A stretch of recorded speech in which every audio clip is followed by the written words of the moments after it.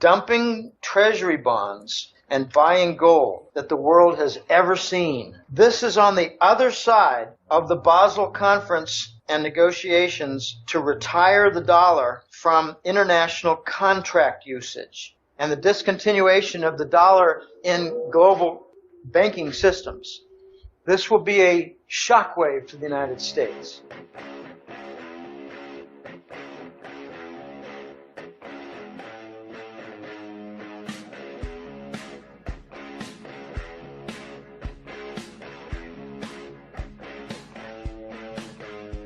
Hi, and welcome to the X22 Report Spotlight. Today we have a new guest, Jim Willie. Jim is the editor of the Hat Trick Letter. He is highly regarded as one of the leading experts on the gold and silver market. He is also highly regarded for his forecasts on currency-related collapses, bank defaults, predictions for gold and silver prices. You can find all of his work on thegoldenjackass.com, and I am very happy and actually honored to have him on the X22 Report Spotlight. Jim, welcome to the Spotlight. Oh, it's good to be on. This the first time, and just so people aren't confused, it's www.goldenjackass.com. No "the" in there. So goldenjackass.com, that's where you can find it. I'm the editor of the Hat Trick Letter, and it's been 12 years and a few months, and my goodness, time flies. This is not exactly having fun, but it is certainly stimulating times. Oh, it definitely is. And I wanted to start off with the European banks. And we see that they were just stress tests, and we know the Italian bank is in trouble. Seems like it might be a Portugal bank that's in trouble, Deutsche Bank. We've been hearing a lot about all of this. I mean, are these European banks, are they insolvent? Oh, they're dead. I mean, what's keeping them running is the phony money. And here's a very big true point about economics and finance. These banks, the leading banks in the West, the big banks, they're all dead. They're all insolvent. And they all would have been plowed under with bank failures if it weren't for quantitative easing by the Fed. QE is not stimulus. QE is liquidity provision to insolvent structures so that they do not declare bankruptcy. They're all dead. They're all holding phony financial books. Their accounting is all kooky. Just for an example, this is a wonderful example, Deutsche Bank. There was a fellow at Investment Dynamics who did an analysis of Lehman Brothers before and after their death, and he determined that his conservative calculations were off by 2.5 to 1. He was conservative. He knew that they were broken and dead and insolvent and going to rupture. And they did. They died. But when the dust cleared, and it was quite, well known what their value was underwater, their negative, their red ink total, he was able to calculate, well, it was 2.5 times worse than I thought with my conservative calculation. He did the same kind of analysis using the same rules with Deutsche Bank and came up with minus $400 billion. And his 2.5 to 1 formula means that Deutsche Bank is worth minus $1 trillion with a pretty good estimate there. Most Italian banks are heavily negative. Tens, 20, maybe 100 billion for some of their largest banks. The Spanish banks engage in tremendously phony accounting, and they delay the inevitable by holding on their books real estate portfolios at their original value, not their current mark-to-market value. Portugal's deep underwater with their banks. And what's really causing the nightmare now is the attempts to clean up Deutsche Bank while other German banks are in ruin, like Bremen Landesbank. The Germans don't want a bailout, Dave. They don't want a big national bailout, because a bailout, according to EU rules, would force bail-ins of individual accounts. And they don't want a rebellion in the South. And the Italians, they don't take a kick in the groin very well. they get up and they start throwing things and burning things and killing people. So they don't want that kind of rebellion in Italy because it would spread quickly to Spain, Portugal, and France. All these banks, these big banks, are ridiculously insolvent. They've been dead ever since Lehman Brothers. QE is nothing more. Remember all the different phrases we had? We had liquidity provision at the Fed, and then a different liquidity facility at the Fed. And then we had so many that we called them liquidity alphabet soup. Yes. It was a lot of different liquidity facilities to make sure that the big banks that were all insolvent did not run out of cash. Well, what was the movement of liquidity for? It was the Fed buying toxic bonds that didn't have any value at all and giving the banks money. It was slush money. They were buying broken assets, impaired assets, worthless paper. And the banks were kept from going under. They prevented a failure. One bank after another. Every single major U.S. bank, major London bank, major French bank, major Spanish bank, Italian bank, and major German bank. Every one of them bankrupt. Kept going by an IV intravenous financial line coming from Bank of England, the U.S. Federal Reserve, and the Euro Central Bank. These are all dead banks. And you ask, what's the purpose of a stress test? Well, real easy. To deceive the public into thinking the banks are in good condition. There hasn't been a single stress test in a single country that turned out to be accurate, seen 1 year later with dead banks that passed their stress tests. So how about the U.S. banks? We're talking about European banks. Are the U.S. banks in the same boat? Well, yeah, they're even worse off. So nothing was solved since 2008, where, of course, the Fed's out there, the president's out there telling us that everything is fine, the banks are strong, the economy's strong. You're saying absolutely not, where the banks are in terrible shape. Well, the president has turned out to be a liar in chief. The Federal Reserve Chair has turned out to be an agent to supply funds for worthless bonds to their agent Wall Street banks. And nobody tells the public the truth. The truth is the U.S. economy has been in a deep recession ever since 2007. It never recovered. There's a fascist business model rule that if you're ever to describe the U.S. economy, you must call it a recovery. They go with the jobless rate that's really the unemployment insurance state level rate, and lots of people are falling off. The real unemployment rate in the United States is around 25%, but we're told that it's something like 5.8% or 6.2%. Yeah. Those are the percents of people that are collecting state unemployment insurance. And when they run out, remember the Obama administration a year and a half ago decided not to extend beyond 99 weeks and then not to continue the 99-week extension. So what he did was he said, this is really pathetic, but by discontinuing the extension to unemployment, Obama improved the jobless rate because those people fell out of the system and no longer were counted as unemployed, whereas before, during the extensions, they were continued as unemployed.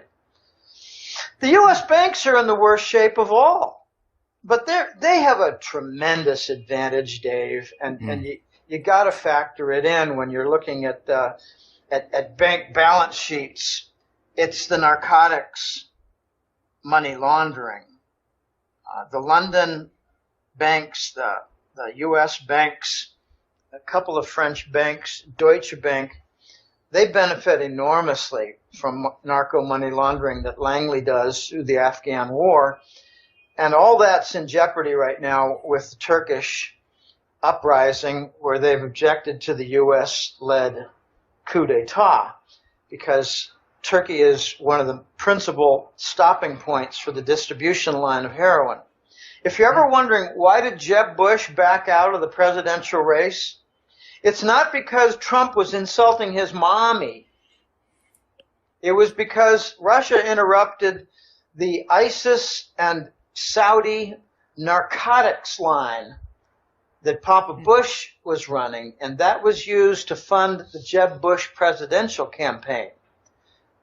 Putin and the Russian military interrupted it, so Jeb came up with a phony excuse to back out of the race. He wasn't doing very well anyway, but and he was being insulted as being a mama's boy, and he had no idea what was going on with the Bush family antics. The Bush family is probably the largest crime syndicate in the world as far as assets under control. It's about $5 trillion. We're talking about 30 years of narcotics ever since the Vietnam War.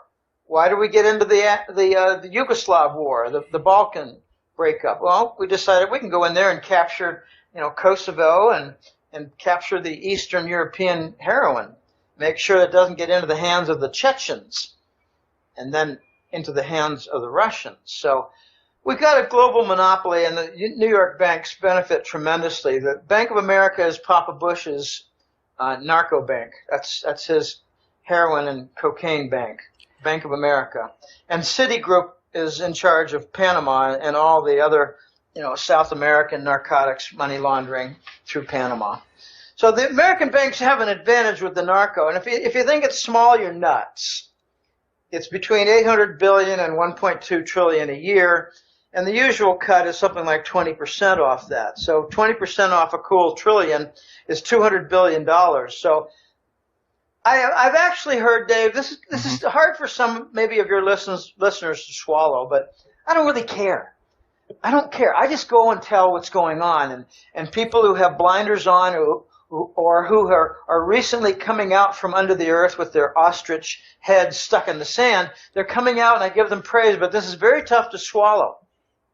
There's a lot of narco money running around, and it's keeping up the U.S. system.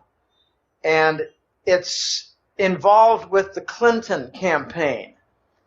It's involved with the Obama line. It's involved with the Bush II administration. There's a common thread through these recent administrations, and it's found in the State Department. The State Department is the neocons. The neocons don't change chairs. Obama had the same people from the Bush administration, the Bush II administration, running the State Department. Obama hired Hillary as his treasurer, as his state, Department of State, Secretary of State. Defense, yeah. No, Secretary of State. Secretary of State, yes. And the neocons continued in all their games, with the gun running through the Benghazi, Libya embassy. This is very hard for people to swallow, but the U.S. has kept going from narco lines, and Russia has interrupted that. And now, by making nice, by the president of Turkey making nice with Russia, after their economy basically went to hell in the following 8 to 10 months following the shoot down of the Su fighter jet, the Russian fighter jet by the Turkish military. The Turkish economy went to hell. Mm-hmm. Their tourism went down 80%. Their hotels along the coast turned out to be 95% empty. And Erdogan made peace overtures with Putin, and immediately the U.S. works up a coup attempt. This is threatening NATO. It's threatening the New York banks. It's threatening the Bush narco lifelines. This is what the United States has become following 2001 and the Patriot Act and 9/11. I call it the fascist business model. This is what the U.S. has become. The neocons are neo-Nazis. They destroy everything they touch. Every nation that we've been involved with in foreign policy, we've corrupted through narcotics, warmongering, and now the blowback is coming to the point where I think the United States is going to be tremendously isolated. We're going to be isolated for identification as a rogue nation. I agree with that. And they haven't even brought out to the table the narcotics yet. All they've done is slowly start to reveal Agenda 21 with chemtrails and GMO foods and fracking to destroy the groundwater systems and laced vaccines. These are 4 of the 7 bowls of poison that you read about in the Bible. I've identified 7 bowls of poison poured upon the earth. The last one that I've identified is the human garbage bowl. That's the Arab human garbage. By the way, there are 2.5 million. That's an old number. I should say in early July, the U.S. had brought in, without proper identification or processing through customs, the U.S. had brought in 2.5 million Muslims, mostly flown in from UPS aircraft. Bowling Green, population in Ohio, 700,000 people. Well, how did it suddenly get 70,000 Muslims? That's 10% of the Bowling Green, Ohio population. There are tens of thousands pouring into New Orleans. Every night, Obama is signing in more. Obama is not the black man's president. He's the Muslim's president. My black friend from Pennsylvania is a member of a black, it's kind of a chamber of commerce in Pennsylvania, Ohio. And she tells me, Jim, you know, it's amazing. I know dozens and dozens of black folks, and I can't find one who still likes Obama. He's not the black man's president. He's the Muslim's president. He's got Muslim curtains in the White House. He's got Muslims all over the place in undersecretary positions. Okay, this is what's come to the United States. He's, his marching orders way back. I read this back from my friends, my contacts. This was September of 2008 before he became inaugurated, before he even became elected. His marching orders were to destroy the U.S. economy, destroy the U.S. dollar, infiltrate Muslims throughout our society, and do his dead level best to bring about, trade unions in the fascist state, New World Order, headquartered in Europe. He's done a tremendous job. Obama is one of the most successful presidents we've ever had, according to his agenda, the hidden agenda. So let me ask you this. You mentioned war on drugs, and this just stayed with me throughout your whole entire conversation. When the American people hear that we're fighting this war on drugs, what does this really mean? I never referred to war on drugs. I referred to the drug factor. Yes, but we know that Langley is, using the drugs, and the United States is saying that we're fighting this war on drugs. So what is it? Yeah, what is that? The war on drugs is basically a war on all the competitors to the Langley drug merchants. Ah, I see. Okay, they knock out the competitors. They install their own people in a certain country. They get all the banks aligned to do money laundering. They get the military to align with the U.S. military. And when you see those large helicopters overhead, they're not transporting people as much as they're transporting heroin. They might be moving some machine guns and grenades, but that's secondary compared to the heroin. The heroin, okay, the part that's very difficult for Americans to swallow, that I've tried to explain a few times, and I have sources to tell me this, is that the U.S. banking system for Wall Street, when they do their overnight accounting and they do their overnight movement of reserves, they move a lot of different things. They move treasury bonds, they move gold bars, and they move heroin packets. I'm talking about, 20-kilogram paper-wrapped heroin. 20 kilograms. the density is kind of similar to that of gold. This is absolutely astonishing.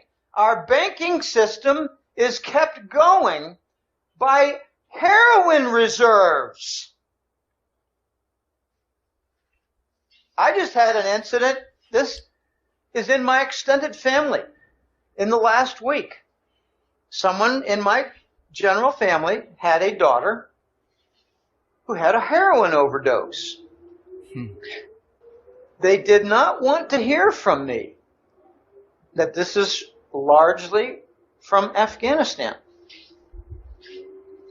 Under our leadership, under our protection.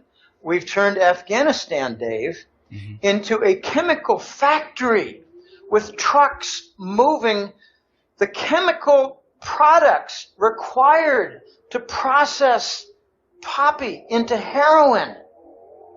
We've got vertical integration of the heroin industry in Afghanistan.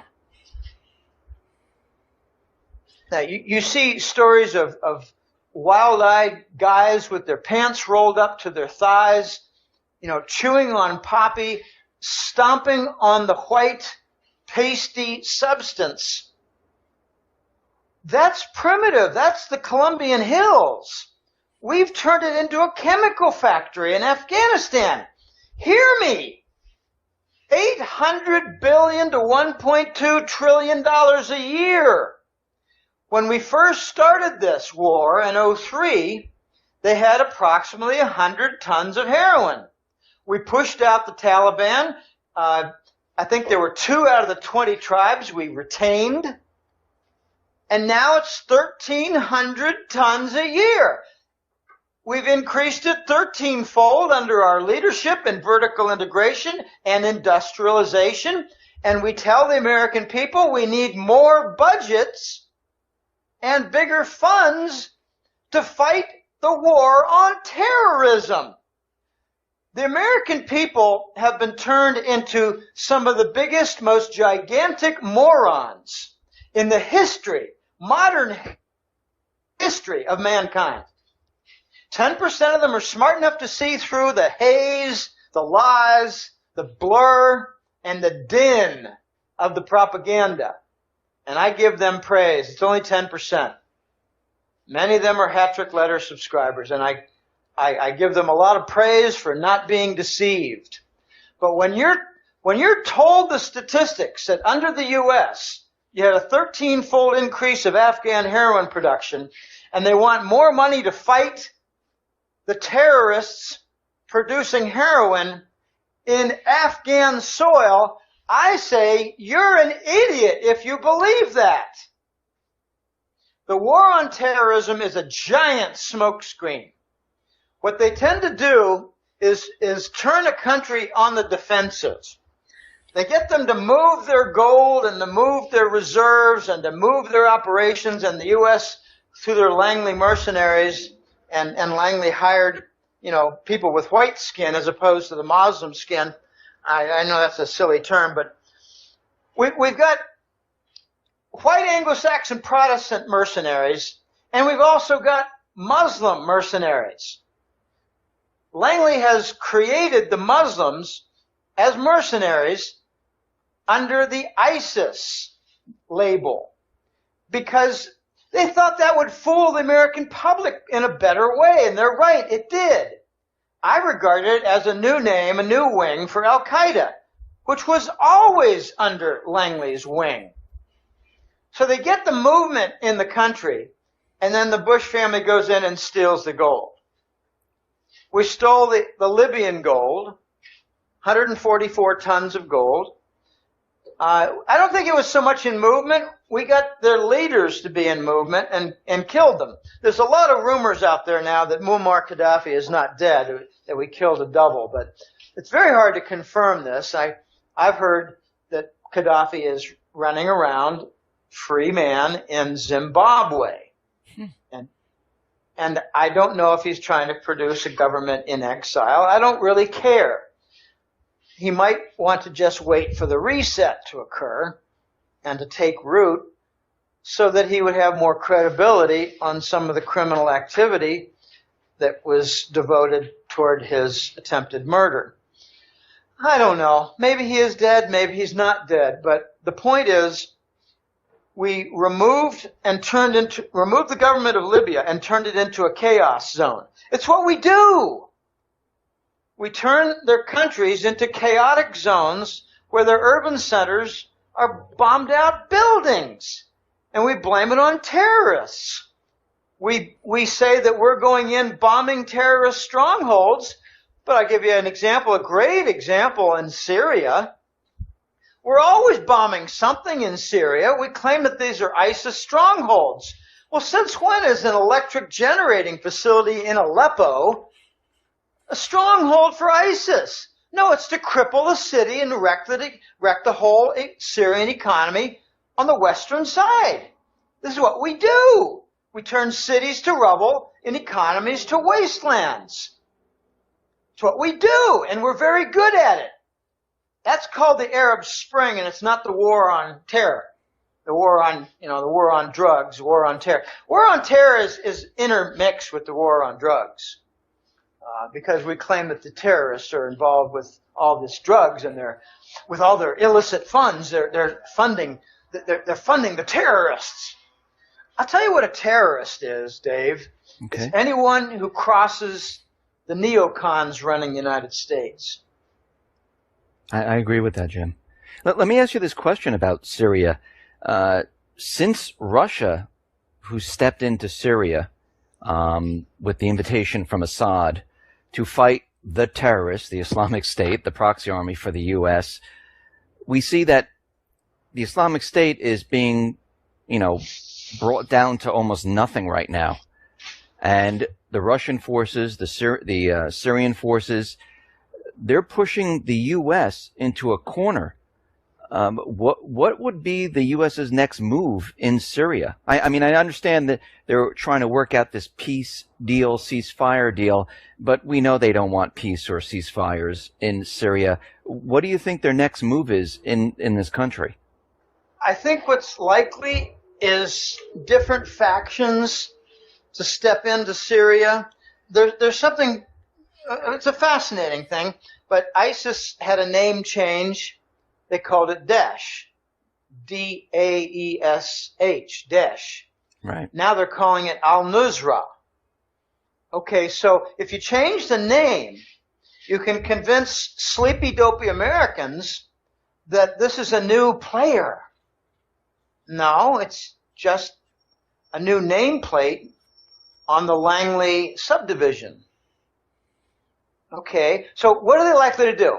I think what's likely to happen is the U.S. is going to run out of assets. I love that word. Assets in Syria. The assets include stolen oil fields. The assets include tanker trucks of oil in movement.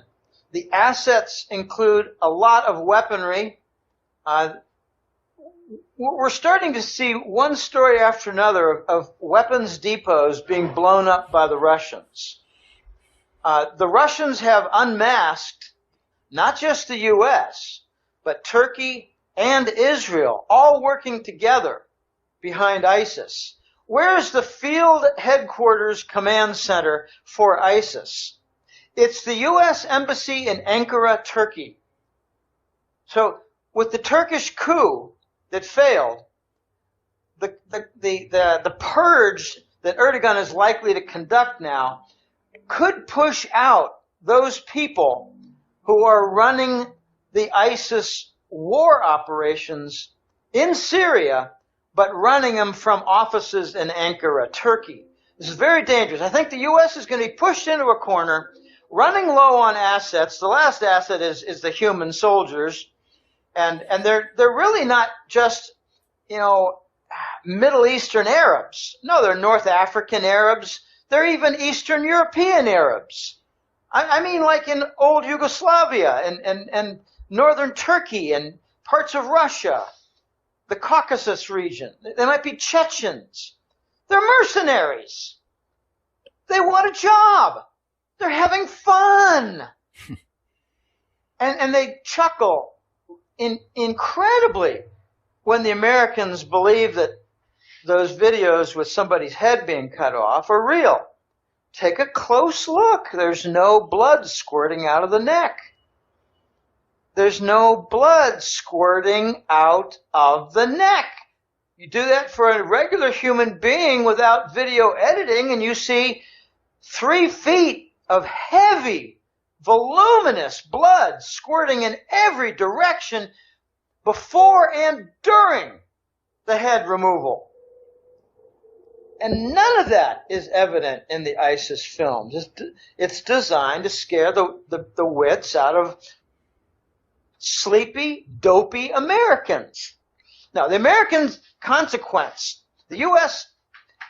endgame in Syria is going to be resort to even more violent and more vicious guerrillas being hired who will insist on a new name. I don't care what their name is. They're all ISIS to me. They're all Langley/Israel/ISIS to me. My gosh, the Israeli, integrated secret service, I can't remember it. ISIS used to stand for the Secret Service of Israel. And they didn't like the association, so they asked it to be changed to the Independent Syrian State of Levant, ISIL.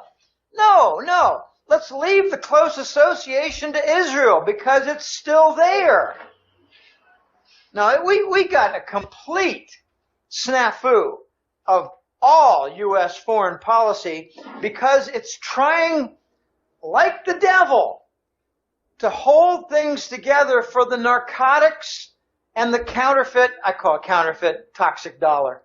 There's not a whole lot of counterfeit going on, but there is some of the dollar. But it's the counterfeit. It's the paper-based system. I mean, the United States elites do not want to give up their ability to give themselves $1 billion for a weekend cruise. They're controlling the production of money. It's what they define money to be. It's not what history defines money to be. So by the desperate moves for holding together the monetary system and the narcotic system, the U.S. is going to earn itself unbelievable isolation, where a lot of nations just won't want to do trade with the United States. And then we'll start seeing some real serious shortages when the new dollar comes. But there's a lot of stories about the new dollar, and this is a very difficult area, Dave. Mm-hmm.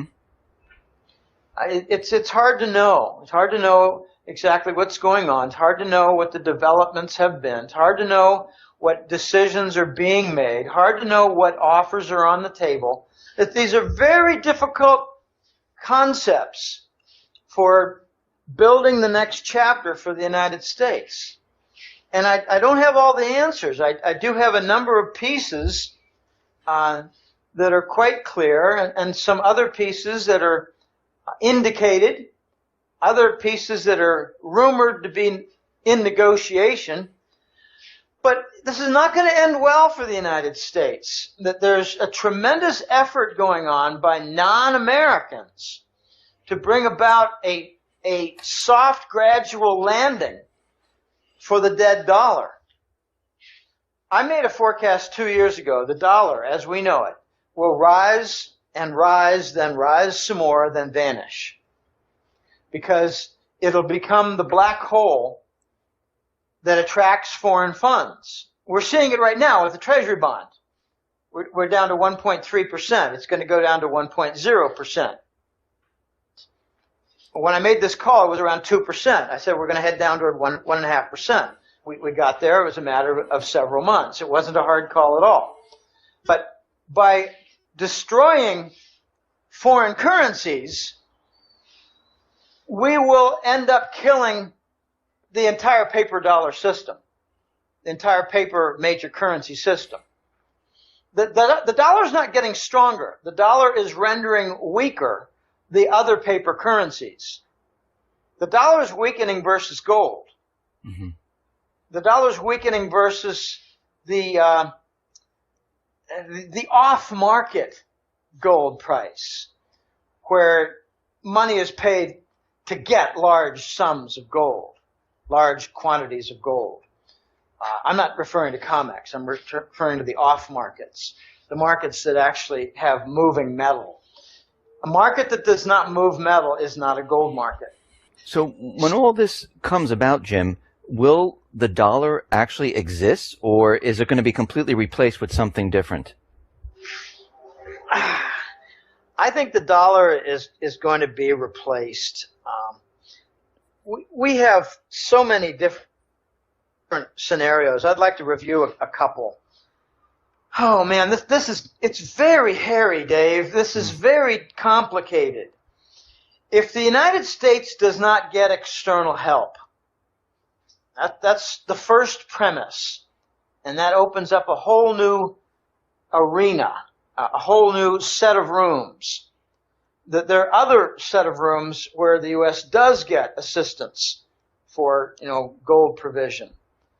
But in the large set of rooms where the U.S. is on its own, the U.S. is going to see ships come to port and be refused.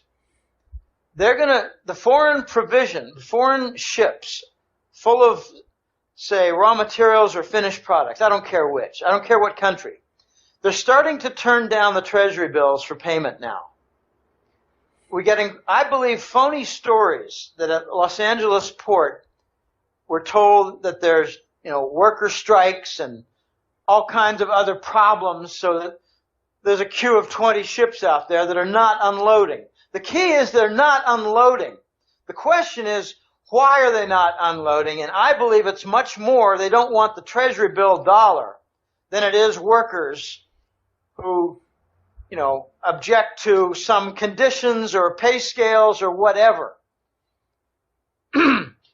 So, the pressure is on in this whole set of rooms without external help for the U.S. to come up with its own dollar. I call it the Scheist dollar. And I kind of snicker when I hear other writers refer to the Scheist dollar, because I coined the term over a year ago, saying that the U.S. is going to be backed into a corner and will have to develop its own currency, launch it, and have it devalued, but pay for foreign shipments to the economy. The new Scheist dollar is a requirement in order to assure continued supply chain provision to the U.S. economy. Well, what would be the risk for this Scheist dollar? We have a trade deficit of $500 billion a year. Is anybody paying attention? Do those who read the New York Times, like my half-witted brother, do they realize that you cannot continue with a 40 to 45 billion monthly trade deficit that's $500 billion a year, $500 billion a year? What happens to a new U.S.-only dollar in that event? Oh, I'll tell you what, it's called devaluation. You devalue accordingly, and with something that volume, I think it's 30% every several months. You do 6 of them, you got 80, 90% devaluation of your currency. You do 5 of them, you got 80 to 90% devaluation of your currency. Then suddenly everything costs more to import in. And suddenly all kinds of foreign investors want to open up a new business in the United States, and they're going to be looking for income tax breaks and property tax breaks and new free trade zones established. That's how the U.S. reindustrializes. But, you got to back up here. Why cannot the U.S. launch its own domestic dollar right now? Why? Because the dollar is used in international trade.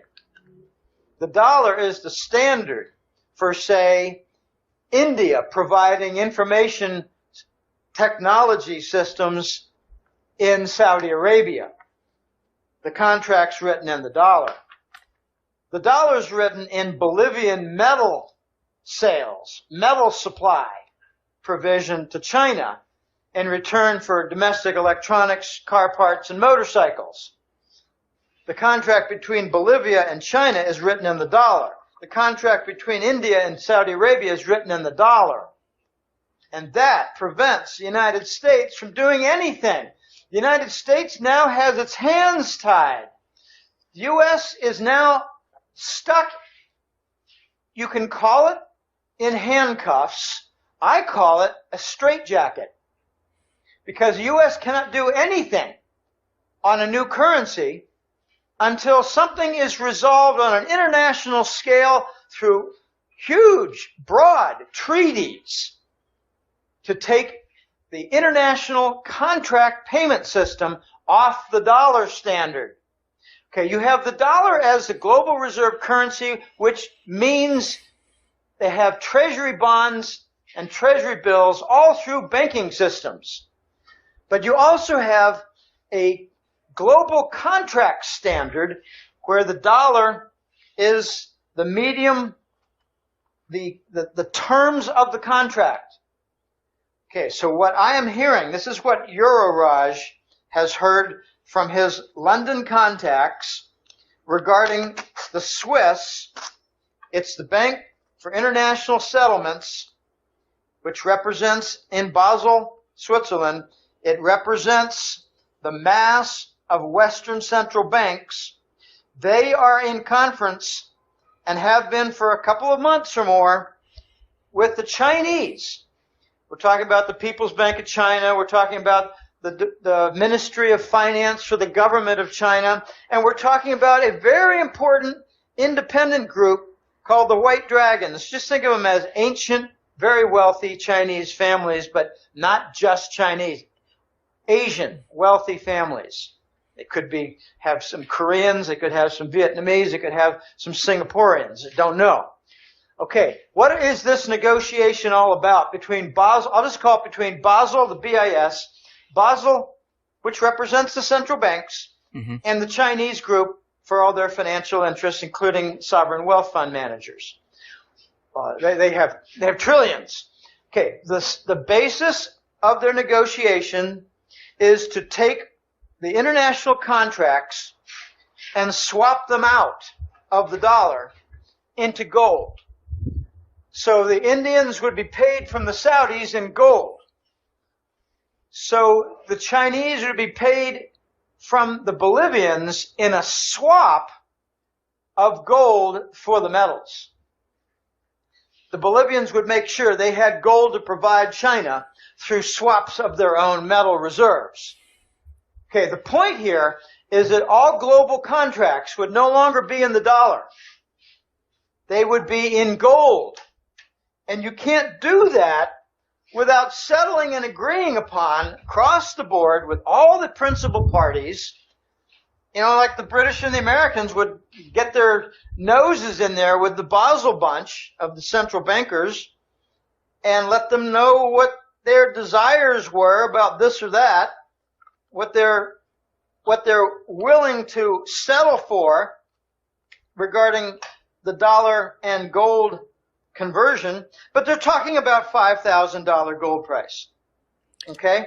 So what I'm getting from what you're saying is they're haggling over the dollar and gold and what they're going to fix it as, what price they're going to fix the trade as. Exactly. Okay. And when they fix that, then the U.S. will be in a position to create its own domestic dollar. And that domestic dollar will be devalued 30% right out of the gate. So what about everyone that was holding the federal note right now in the United States? What happens to that? I think they'll all be forced to convert to the new U.S. Treasury note. It's a Federal Reserve note. Pardon the noise here, it's a fire truck. It's the Federal Reserve note giving way for the new world in the United States of the U.S. Treasury note. It's the U.S. government with the Treasury Department taking control of the dollar from the expiring bankrupt Fed, which holds $4.5 trillion of worthless paper. Wow. So This is kind of amazing, isn't it? Yeah. So let me just get my head around this. So the U.S., the dollar, will no longer be the reserve currency right now. Well, across the world, right? Across the world, yes. And like in the South Korean banking system, they're going to be dumping treasuries and buying what? Gold. We're going to see the biggest stampede, dumping treasury bonds and buying gold that the world has ever seen. This is on the other side of the Basel Conference and negotiations to retire the dollar from international contract usage. Okay, like, India versus the Saudis. There are all kinds of bilateral examples. Two nations conducting trade. What are the contracts written in? The dollar. How are they paid? Usually in treasury bills. What do they do with the treasury bills? They stuff them in their banking systems. So it's a contract standard and a banking standard, all of which is going to go away and give way to gold. Now, that will put the global system on track toward a solution, but that will not be the solution. That will not be the remedy. That is a pathway. Because once you have a new dollar, you have a $500 billion annual trade deficit. How is that going to be handled? What are they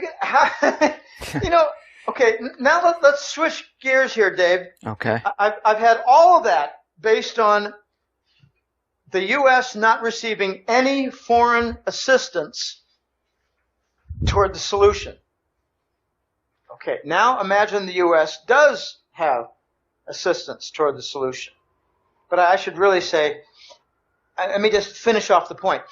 Given our $500 billion trade deficit, the new dollar will be devalued without mercy, 30% every several months. And we will begin to look like Venezuela with price inflation and massive, massive shortages. Because we will be working like crazy to resolve our trade deficit by exporting everything not nailed down. And that will result in shortages. All right. Now, enough of that. Let's suppose we have a foreign party, like the ancient Chinese families. They're reported to be sitting on between 110 and 150,000 tons of gold. Right. And it's not in the U.S. news because the dopey, sleepy Americans are not being informed in order for them to remain dopey and sleepy. I don't think they could wrap their head around the fact that the Chinese ancient families have 12 times to 15 times what Fort Knox held in gold reserves. Just think of, let me just give you a little sidetrack analogy. The Vatican basically was the only political organization for about 1,500 years. I'm talking about the fall of the Roman Empire to the Renaissance period, like the 16th, 17th century. Okay, so they accumulated a lot of wealth. There was a lot of mining, there was a lot of commerce, there was a lot of wars and crusades. So the Vatican accumulated perhaps 100,000 tons of gold. Okay. Well, the Chinese are a little bit older than the Vatican. Like a few thousand years older than the Vatican. They've got between 110 and 150,000 tons of gold that I'm told could fill an entire football field chest high with pallets. Okay, this is an enormous amount of gold, maybe 2 football fields. We're talking about an enormous. All right, the Chinese have offered the State Department and Treasury Department of the U.S. government. They've offered them either 10 or 20,000 tons of gold. Let's just call it 15,000. Okay, they've offered to lend a formal lease to the U.S. government, 15,000 tons of gold, in order to back the new Treasury dollar. not the Federal Reserve note. The Federal Reserve note is your monopoly money, goofy colored filament crap money, toilet money with all it's lacking of the brown stains. Worthless stuff. Okay. This could bring about some instant stability to the U.S. new dollar if there's a legitimate gold backing to it. But the missing piece immediately following that established new currency would be what happens, the consequence to the trade deficit. That's $500 billion. The United States economy is bankrupt. When are we going to get our heads wrapped around this? We outsourced industry for 30 years. It was part of the Rockefeller plan. He wanted to turn the United States into just another country with a wage scale and industrial output that was more in line with an advanced third world nation. Congratulations, that's a mission accomplished. The United States has been gutted. I thought way back in the early 90s, wait a minute, we continue this outsourced movement. We're removing our legitimate industry and income. And Greenspan had an answer to that. Yes, but we're turning out to be a financial-centered economy. And we can offload all this risk with derivatives. Okay, Greenspan turned out to be a charlatan, a financial shaman, a smoke and mirrors nitwit. And he was paid an extra paycheck by Basel, Switzerland to wreck our system, to give us what we want, easy money. Okay, back to the provision of, say, Chinese gold to the U.S. What happens after the first year of a $500 billion trade deficit? China will want $500 billion worth of our assets in the form of farmland, factories, port facilities, office buildings, maybe a couple universities. What will happen in the second year? Well, there's going to be a lot more free trade zones and little businesses that start up with 200 people hired and making copper tubing, like a Birmingham, Alabama free trade zone business run by a 35-year-old Chinese guy who has tax breaks on income and tax breaks on property. Okay, so we will have some progress in the first year toward reducing the trade deficit. Let's say we have some really great progress and we're all the way down to $400 billion in the trade deficit for the second year. China will demand $400 billion of our assets in the form of farmland, factories, port facilities, office buildings, and maybe a couple universities. And maybe we'll sell them the Grand Canyon. What will happen in the third year? Well, after 2 full years, we might bring the trade deficit down to $300 billion. And that'll mean that China will drain us of $1.2 trillion of assets in the first 3 years. This is how colonization happens, Dave. We're not thinking through at all what happens on the other side of the reset following the trade deficits, despite even a national initiative to bring about foreign investment. And let's make America great again. Let's make America industrialized again. Let's make America an exporter again, like the 1950s, before the Rockefellers got their hands on our national policy. If you haven't figured it out yet, I believe Rockefeller is the devil incarnate to destroy the American industry, to destroy the American, air quality, land quality, food quality, vaccine quality. That's their Agenda 21. Population reduction. In other words, genocide. Okay.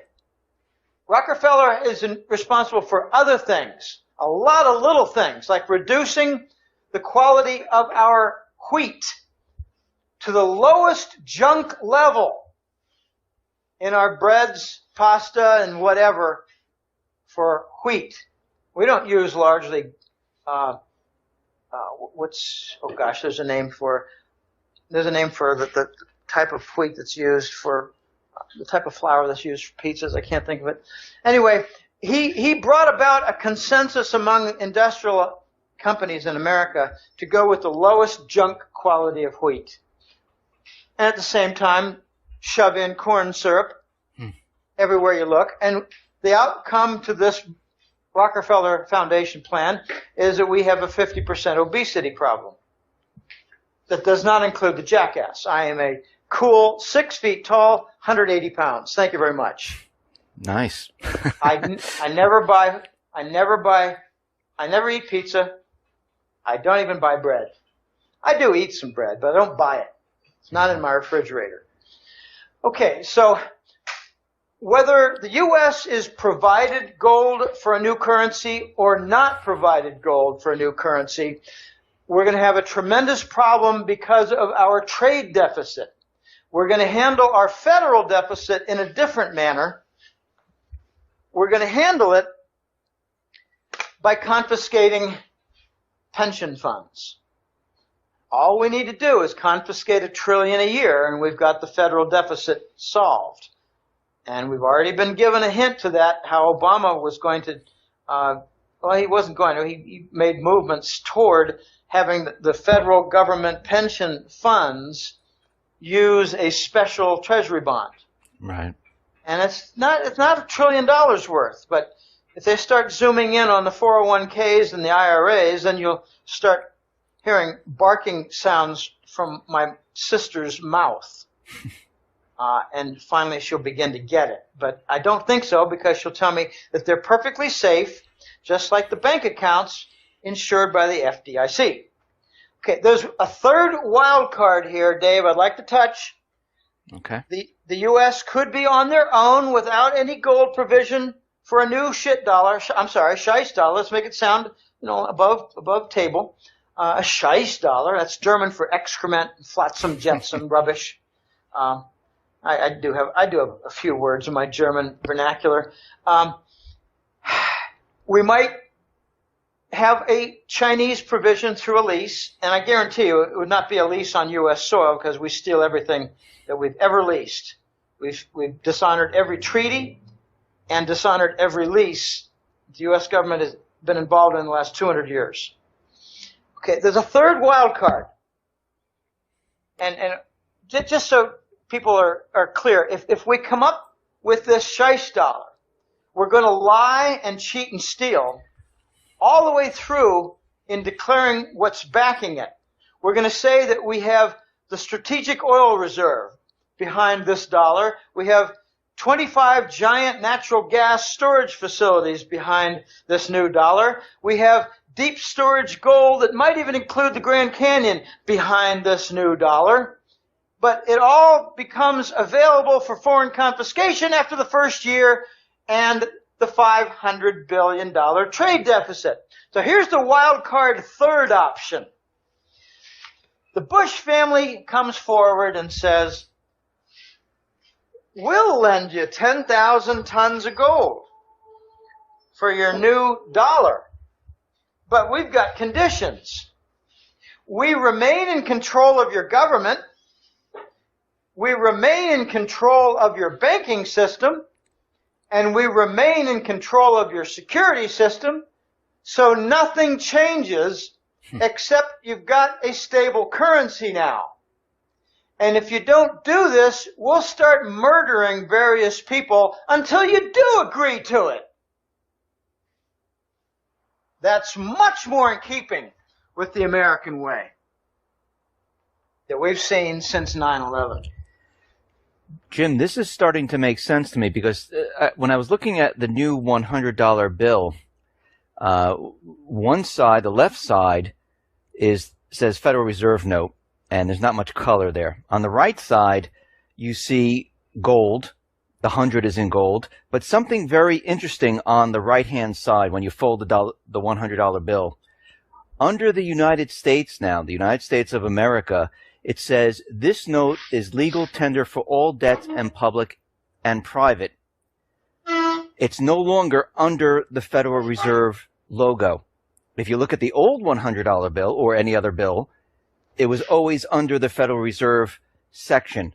They moved it, which is quite odd. Now under the U.S. Department of Treasury. So. Yes.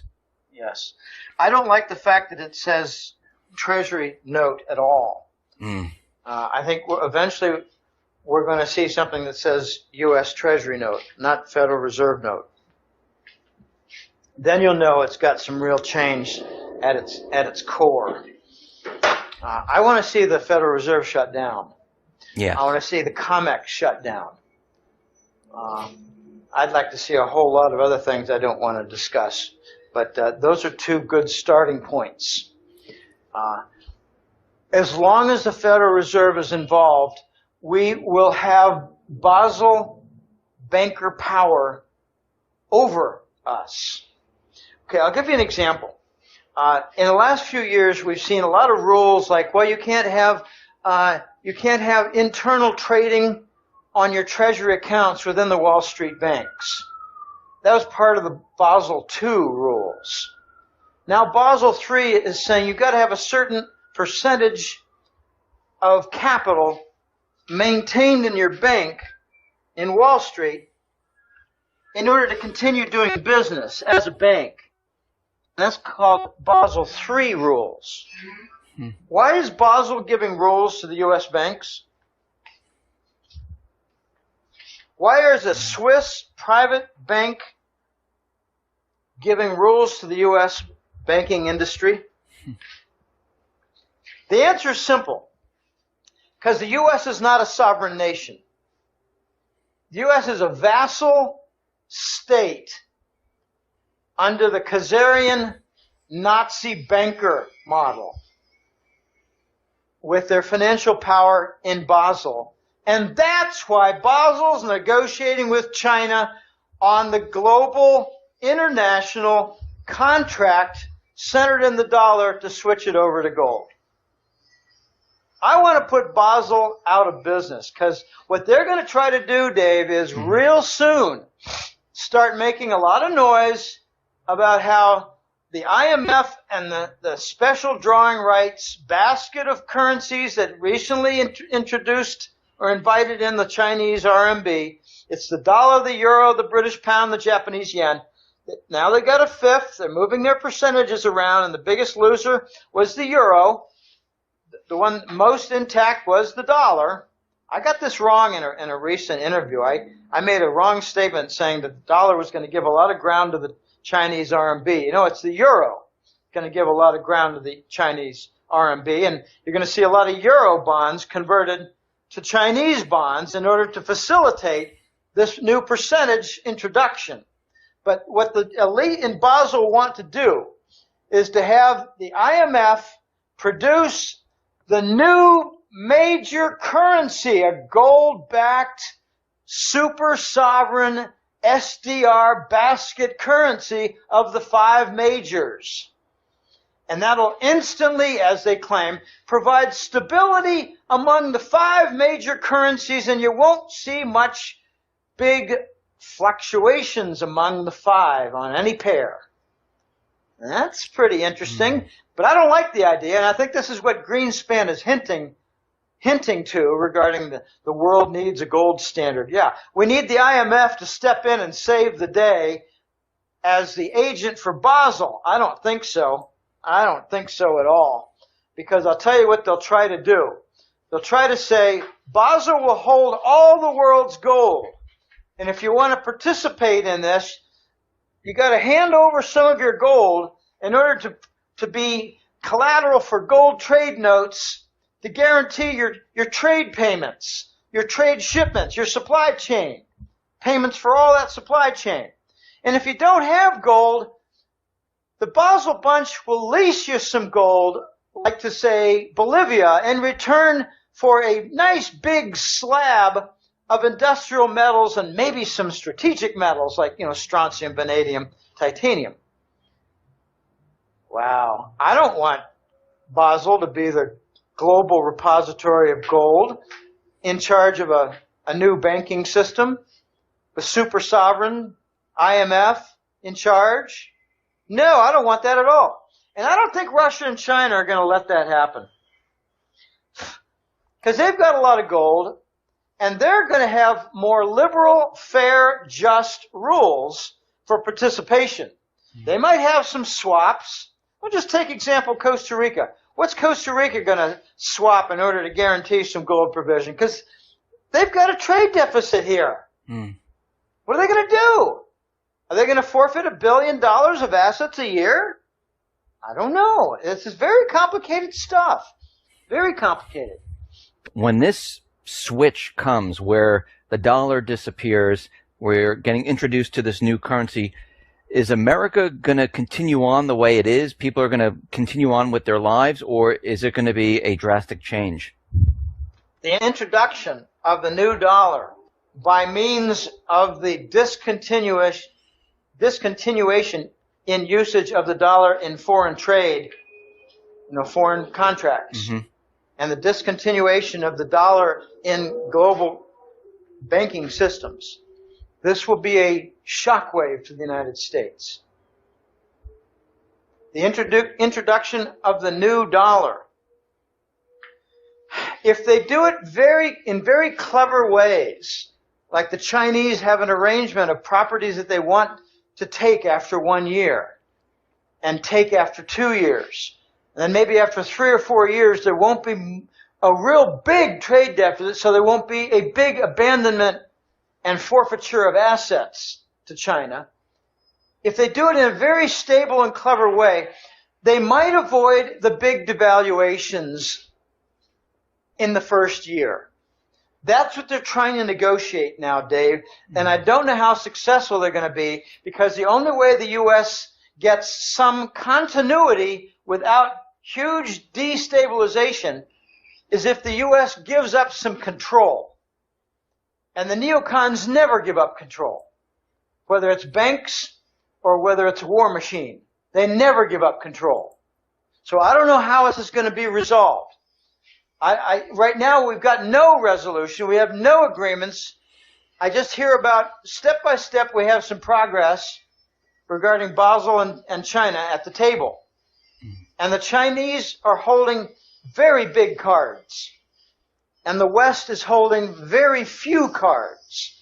Because, simply stated, most of the Western banks are insolvent, and most of the Western economies are in very serious recession. And most of the governments in the West are running huge deficits. And most of the economies in the West are running big trade deficits.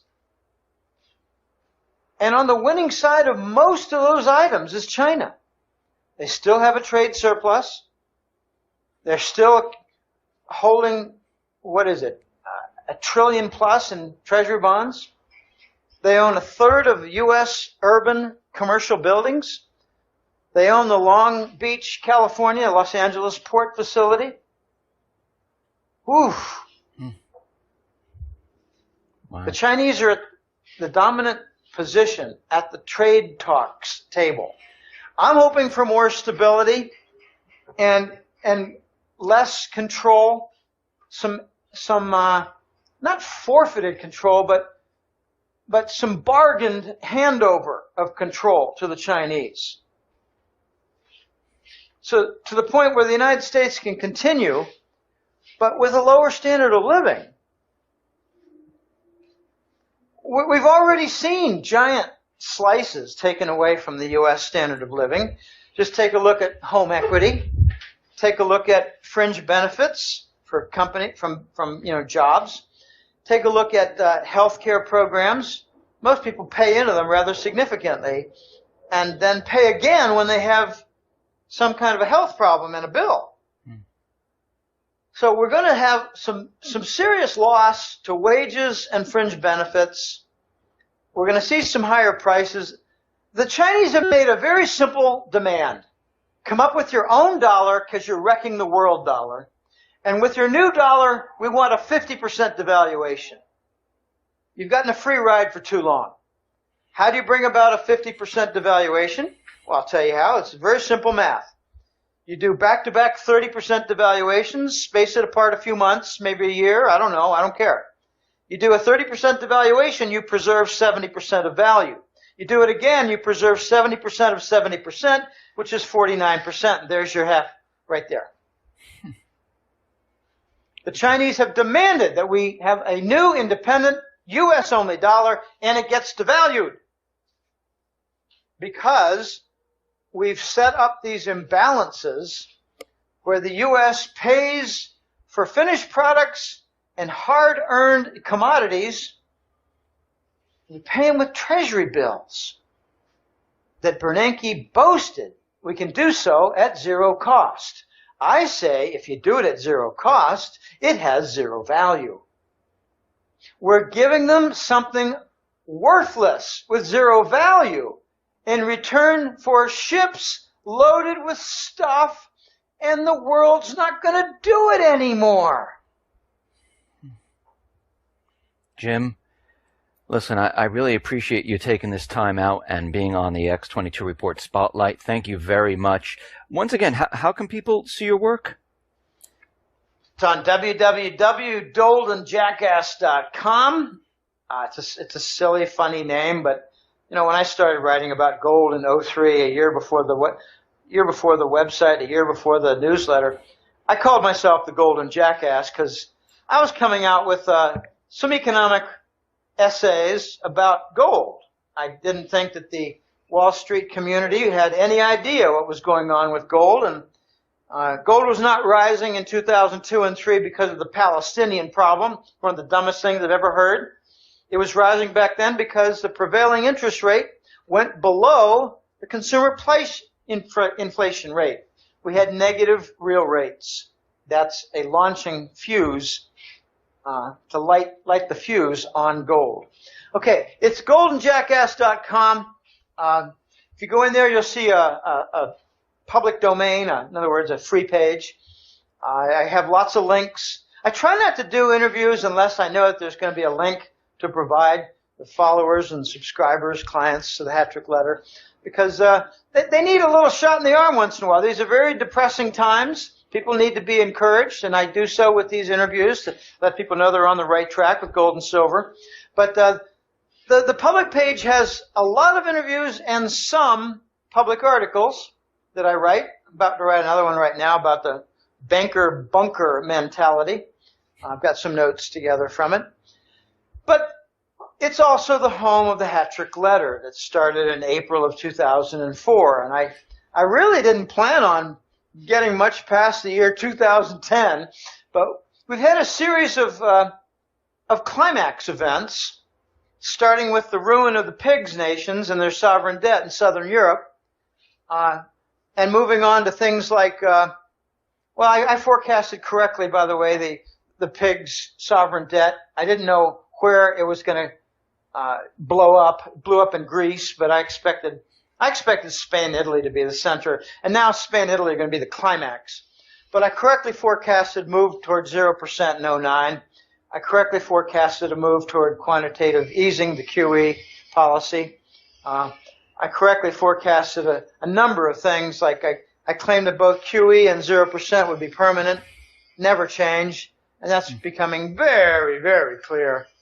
So now I invite people to go to the Golden Jackass website and sign up for the Hat Trick Letter. And I always like mentioning these two little things, the two nicest compliments I get. I was a member of your client list. I backed out in 2013, and I come back now in 2016, and I've read a few months, and I don't know why I ever left. I should not have left. And the other one was other compliment, and I get them every month. I get the compliment of, for the last 2 years, I've just been listening to your podcasts, radio interviews, and reading some of your public articles, and you're quoted a lot, and that's all really good. And I thought, well, what the heck, I'll sign up for your newsletter. And I realized, why didn't I do this 2 years ago? Okay, so I love hearing both. I hear them a lot. It's nice to hear. It's nice to hear it. It's an encouragement for me because I work hard at this, and I take a lot of shots. I get abuse from hate mail, and I got to tell you, it's down 80% compared to a year ago. I think the broken systems are quite evident now, and the dollar to go away is quite a clear path now. So, very interesting times. I love doing what I do, and I got to admit, I miss the marketing research. I miss analyzing enormous data sets. I miss doing statistical modeling and making conclusions and making business recommendations that result in millions of dollars in savings for our clients. I miss that very much. But I'm doing something that's really important. And along my years, Dave, I met plenty of people, and I'd say, well, you have a PhD in math, so what are you doing running a consulting firm and you're not using your math anymore? And the answer was, I'm doing something more important. Yes. I'm doing something that's historically very important right now. Absolutely true. So I revel in it, and thank you for having me on. Thank you for being here, Jim. I really appreciate it.